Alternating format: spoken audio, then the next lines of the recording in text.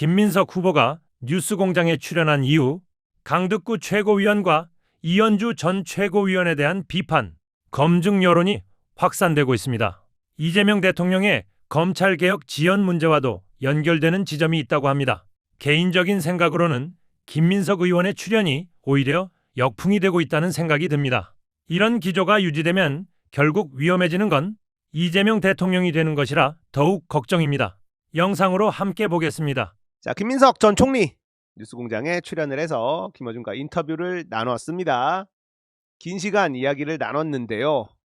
전체적인 총평, 저의 총평은요, 혓바닥이 너무 길다입니다. 자, 김민석은 이번 출연으로 큰 걸 얻기는 했어요. 일단 감기약 먹고 잤다. 그래서 표결 불참했다. 무슨 약 먹었냐? 쫄아서 안 나온 거 아니냐? 그거는 어느 정도 해소가 됐죠. 김어준이 확실하게 해소를 시켜주는 모습을 보였습니다. 그런데요, 저는 그렇다고 그 가까운 거리에 살면서 늦게 왔다는 건 납득이 안 됩니다. 본인이 설명을 하는데 집 앞에 까만 세단이 있었다는 거예요. 본인이 김용현하고 워낙 세게 붙어서 자기는 잡히면 죽는다, 이 생각을 했대요. 그래서 시간이 좀 걸렸다, 국회의원들. 이렇게 또 이야기를 하더라고요. 그럼 감기약 먹고 잤다는 게 이해가 안 되잖아. 처음부터 그렇게 얘기했으면 되는데 감기약 먹고 잤다가 늦게 일어났다, 이렇게 얘기하니까, 아니 집 앞에 까만 세단은 뭐며 감기약은 뭐며, 이게 충돌하잖아. 제가 국회 앞에 도착했을 때, 국회 앞에 시민들이 아주 소수만 있을 때였습니다. 저도 집이 국회랑 가까워요. 저는 신도림동에 살거든요. 차로 가면 10분? 15분? 네, 그때 당시에 좀 늦은 시간이었기 때문에 그렇게 차가 막히지 않았고. 근데 김민석은 우리 집보다 훨씬 가깝거든. 근데 표결에 늦었어. 표결할 때 안 왔어. 굉장히 오랫동안 안 온 거예요. 네.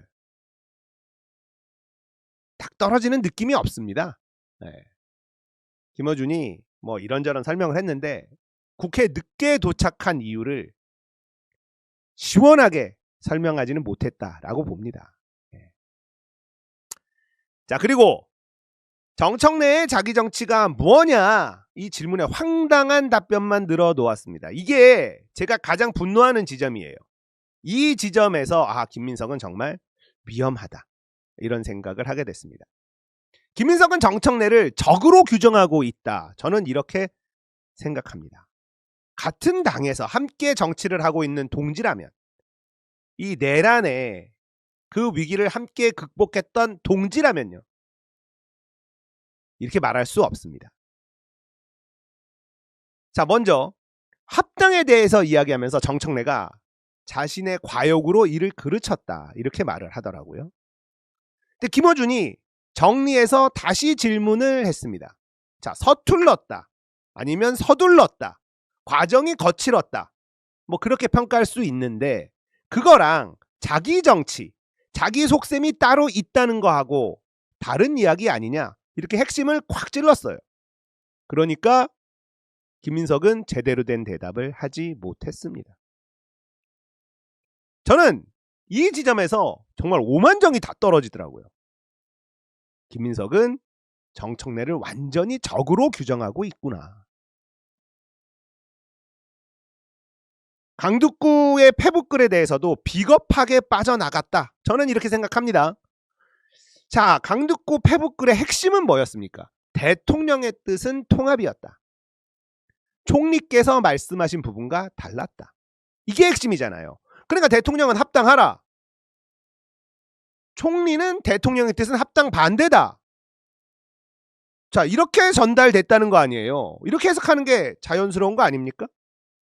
그런데 통합전대 이야기만 계속 하더라고요. 통합전대는 금시초문이다, 이 얘기만 계속했어요. 질문의 요점을 비트는 짓을 했다라고 봅니다. 저는 이런 사람을 너무너무 싫어해요. 핵심은 그게 아닌데 옆으로 비틀어서 논점을 비틀고 그래서 딴소리를 하면서 자기가 굉장히 논리적인 것처럼 이야기하는 사람. 그 대표적인 인물이 이동영이에요. 그리고 이낙연이죠. 우리가 궁금한 건요. 대통령은 조국혁신당과 합당이 바람직하다고 생각하고 있었는데 왜 김민석은 강북구에게 대통령의 뜻이 합당 반대라고 전달한 것처럼 보이게 했느냐? 이거 아닙니까? 이게 우리가 궁금해하는 핵심이잖아요. 근데 통합전대는 처음 듣는다. 이 말만 반복하면서 논점을 비껴나갔습니다. 이런 사람이 정치하면 위험해요. 투명한 사람이 정치를 해야 국가가 바로 설 수 있습니다. 김민석은 투명하지가 않다. 보는 내내 그걸 느낄 수 있는 그런 인터뷰였습니다. 검찰개혁 관련한 이야기를 하면서 굉장히 의미심장한 이야기를 좀 했어요. 당정청 논의 없이 진행되는 일은 없다. 이렇게 이야기를 합니다. 1차 검찰개혁 정부안에 대해서 당과 상의를 했다. 넘기면 처리하겠다고 해서 넘겼다. 그런데 논란이 일어났다. 이게 지나치게 정치화되고 있다고 느꼈다. 이런 이야기를 했어요. 자, 이 내용을 해석을 해보면요. 김민석이 말하는 정청래의 자기 정치, 이게 바로 이 지점이에요. 합당이 자기 정치가 될 수가 없잖아요. 그러니까 버벅거렸고요. 진짜 하고 싶은 얘기는 여기였다라고 봅니다. 정청래가 자기 정치를 한다라고 말한 근거는 있어요. 왜 이야기 다 해놓고 검찰개혁 정부안을 논란거리로 만들었느냐? 이게 이재명 대통령이 정청래를 신뢰하지 않게 된 계기라고 생각하게 만드는 지점이었습니다. 그러니까 이재명 대통령은요, 처음부터 검찰개혁을 제대로 할 생각이 없었다는 뜻이에요. 1차 정부안 당과도 협의를 했고 당도 알고 있었다. 근데 그걸 넘겼을 때 왜 그걸 처리하지 않고 정청래는 딴소리를 했느냐? 이재명 대통령은 수사 개시권을 뺏는 정도로 마무리하고 싶었던 건 아닌가? 저는 이렇게 생각을 합니다. 그런데 정청래 대표가요, 그걸 그대로 처리하지 않았죠. 정청래 대표가 추석 전에 검찰청 폐지 약속을 합니다. 실제 그 법안을 통과시켜버렸습니다. 저는 여기서부터 대통령과 정청래 대표 간의 사이가 벌어진 거다. 저는 이런 생각을 하고 있어요. 정청래 대표가 페이스북에 보안수사권 완전 폐지를 외칠 때마다 이재명 대통령은 짜증이 났던 건 아닐까? 이런 생각을 합니다. 자, 정청래가 자기 정치를 한다라는 말은 검찰개혁을 제대로 하려고 한 것. 그러면 김민석이나 이재명 대통령이 정청래가 자기 정치 안 해? 이건 납득이 되죠.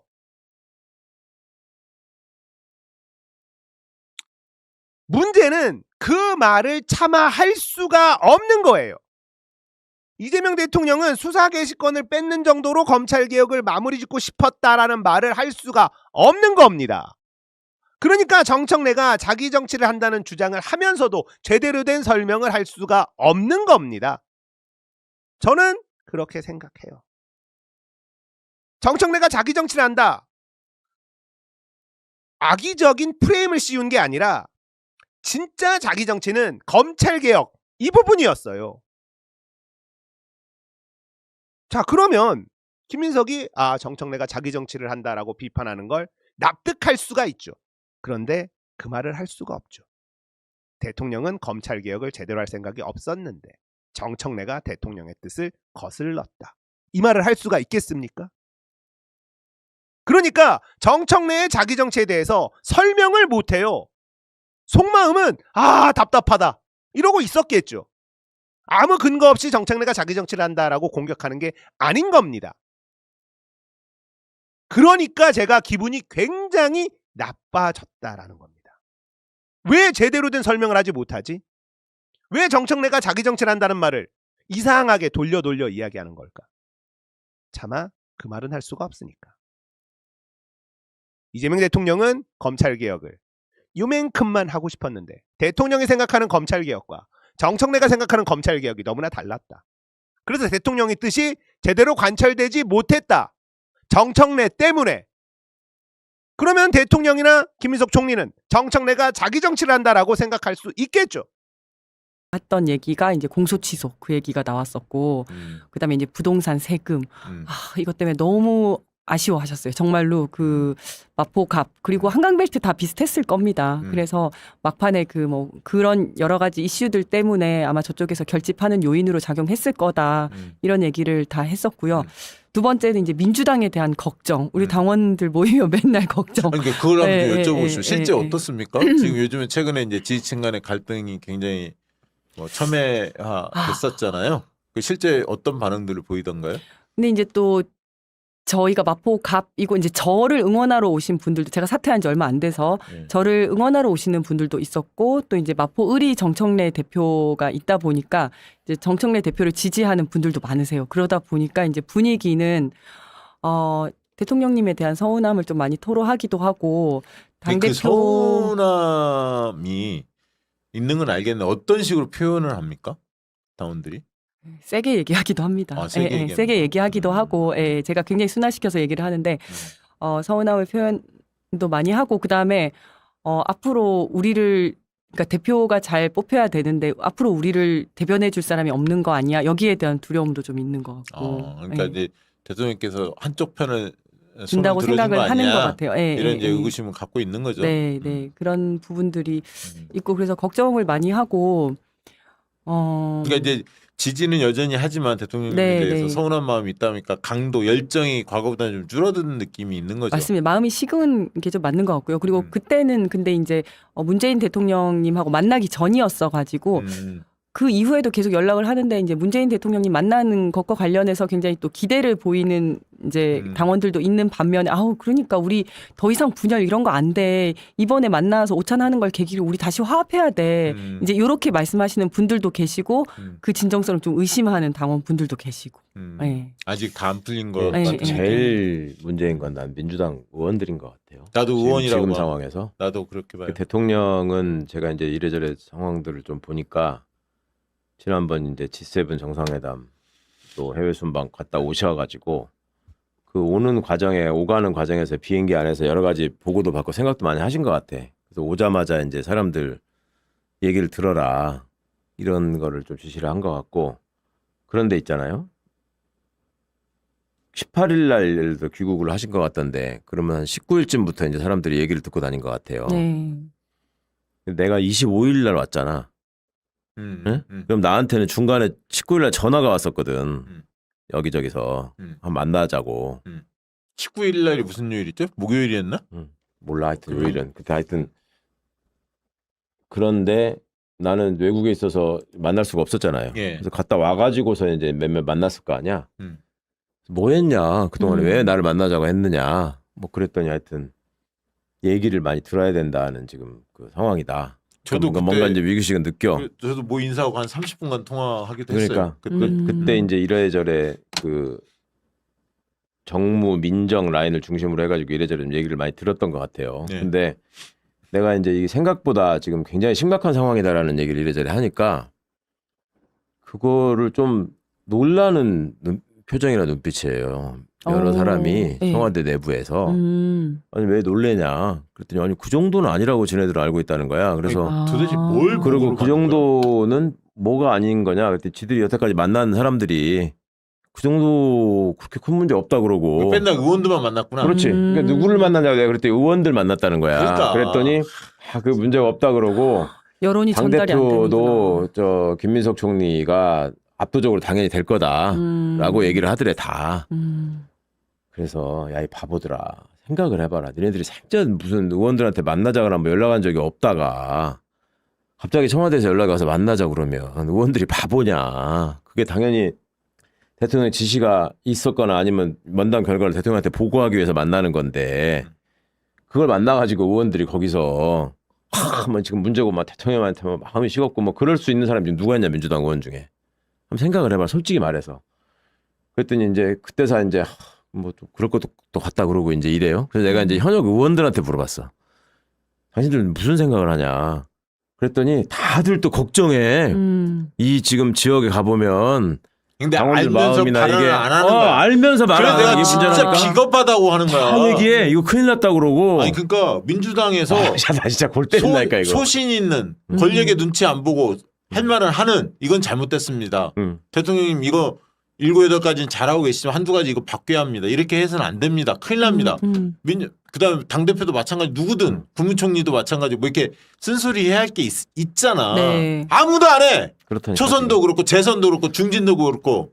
근데 진짜 그거 보면서 과거 민주당에 이런 때가 있었나? 과거에는 적어도 몇 명은 소신 있는 발언도 하고 그랬거든. 아 이거 당 지도부도 바깥으로 말 안 해서 그렇지 청와대에다가 계속 이 민심을 전달하는 창구였단 말이에요. 계속 이게 이렇게 돼서 지금 이상한 게 사람들이 생각한다. 뭐 당정청을 왜 하는데 그런 것 때문에 하는 거야.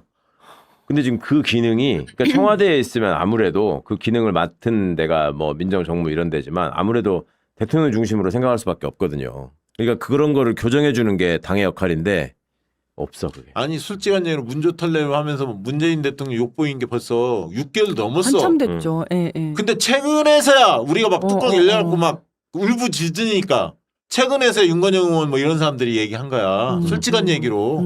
그 전에 누가 했어? 그러니까 유시민 여기- 작가가 그 얘기해서 파문이 안 일었으면 그 얘기도 또 하겠냐고. 다들 그냥 유튜브 그냥 정말 있는 진짜 거지. 민주당 의원들 진짜 큰일이야. 큰일. 아니 근데 신기하거든. 그러니까 임기 시작해서 지금 반밖에 안 됐는데 솔직히 말하면 이게 다 공천 걱정이거든. 벌써부터 이제 공천 걱정의 날이 새는 토끼자루 썩는지 모르고. 참 지금 이제 본격적으로 전당대회 이 얘기 이제 들어가 봐야 할 것 같습니다. 들어가기 전에 광고하고 전당대회 선호투표제가 뭔지, 선호투표제가 되면 누가 유리한지, 왜 결선투표가 아닌 선호투표제를 선택할 수밖에 없었는지, 김민석 그 전 총리가 청년 최고위원제 도입한다라고 오늘 이야기를 했는데 그게 전준위에서 채택이 됐어요. 네. 그래서 이제 그 전에 정민철, 김영남 이런 분들이 청년 후보들이 최고위원 도전한다고 이야기를 했거든요. 아니 그러니까 청년 최고위원 있잖아. 근데 지명으로 안 하고 선출직 최고위원은 있어야 된다 청년 이 말이에요. 최고위원제는 없죠. 청년 있잖아. 아니 그냥 그 지명을 박지원 했었는데. 변호사가 청년 아니 최고위원 그 하다가 지명직으로 한 거지. 아, 그러니까 거긴- 지금 내가 그 얘기하는 거 아니야. 거기는- 지명을 하지 말고 선출해야 된다는 말이냐고. 거기는 지명을 한 게 아니라 당원들이 당원 뽑아서 한 투표로 거예요. 뽑은 네, 당원 그때 무슨 투표로 오디션 형식으로 해가지고 그래, 맞아요, 근데 맞아요. 뽑았잖아요. 거기는, 예, 예. 맞아요. 근데 그거는 그러니까 있는데 왜 없다 그래? 뭘 새로 만들었고? 아니 그거는 정청래 당 대표가 네. 고 지명직 한 자리를 네. 그렇게 그런 두겠다 해서 방식으로 선출을 한 네, 거지. 네, 네. 그게 당헌다는 게 명확히 있는 네, 게 그리고 아니고. 그러니까 지금 하자는 게 청년만 하는 것도 아니었고 그거는 네, 청년만 했던 것도 아니었어요. 박지원 그 네, 최고위원이 됐을 때는 청년뿐만 아니라 여러 사람이 했는데 그 중에서 청년이 그래요? 평당원에서 맞아요, 맞아요. 청년 네. 최고위원이 아니라 평당원. 네, 네, 평당원 맞아요, 최고위원. 맞아요. 평당원.